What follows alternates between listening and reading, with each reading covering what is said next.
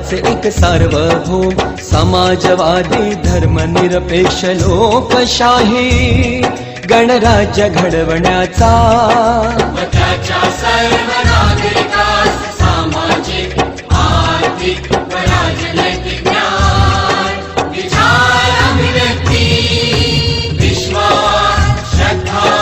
व उपासना यांचे स्वातंत्र्य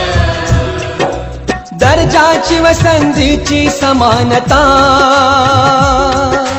निश्चितपणे प्राप्त करून देण्याचा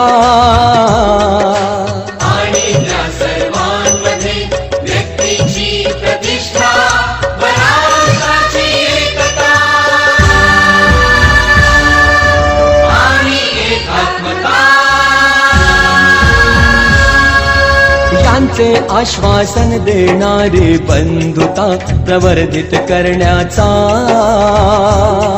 संकल्पपूर्वक निर्धार करून आमच्या संविधान सभेत आज दिनांक 26 नोव्हेंबर 1949